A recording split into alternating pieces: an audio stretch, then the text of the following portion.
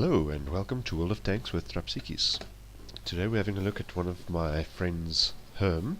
He's playing in the SU-100 M1 and he was lucky enough to have a top tier matchup on the Siegfried line.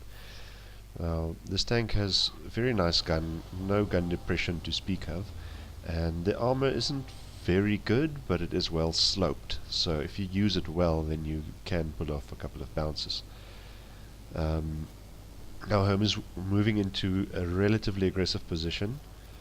As you can see, he's not waiting for his team to rush forward and spot for him. He's actually going forward himself to get spots for himself. If you look at the lineups of the different teams, you can see the enemy team has a lot more heavy tanks, which usually is a bit of an advantage in a city map like this. Although the field, if you want to conquer the field, you will need a lot of fast tanks. Now Herm puts in a very good shot on the KV-1S tier 5 heavy tank, taking just over a third of his hit points, and by angling very well he was able to bounce a shot from the KV-1S.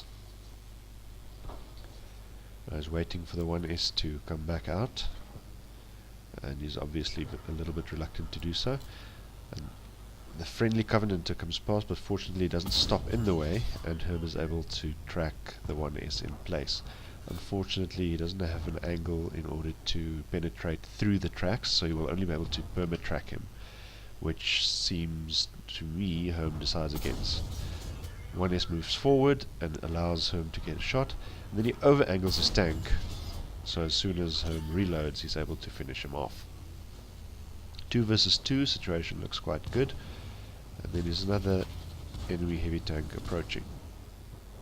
This time the heavy tank number 6, and Herm is once again able to bounce the shot by angling immediately after firing.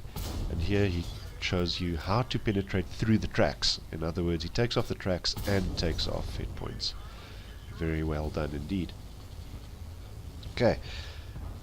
Now he's deciding whether to go for his opposite number, the SU-122-44, or turn into the city to where the fighting is thickest, and he goes for the second option.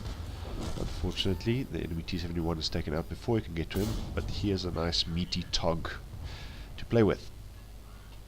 Now Herm obviously tries to go for the tracking shot, but hits too far to the left and is unable to track the TOG in place.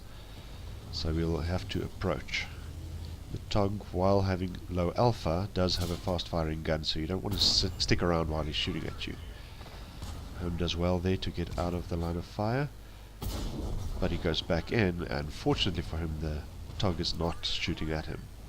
And this shot takes quite a bit of luck, but he pulled it off to take out the enemy AMX-12T.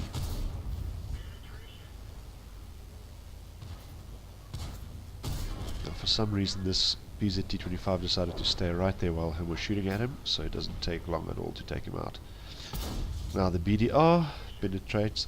Herm knows quite well that he can easily penetrate the PDR pretty much from any angle, so he auto-aims, which saves a bit of time in aiming.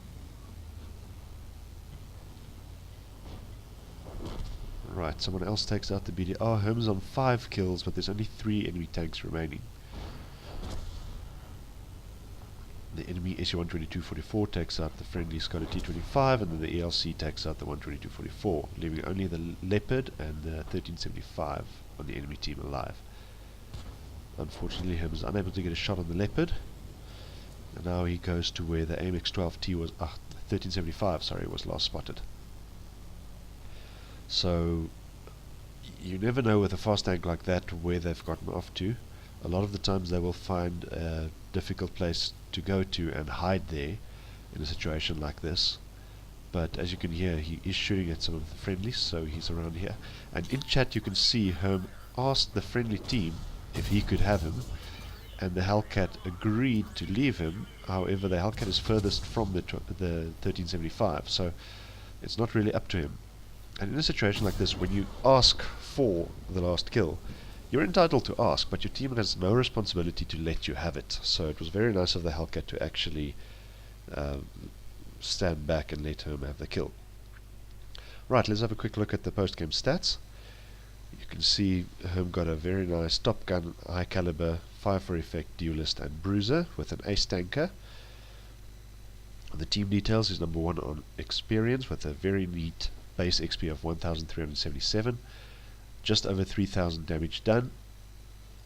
And on the personal details, even though he's not running a premium account, he made nearly 30,000 credits profit. Very well done indeed. Thank you for watching.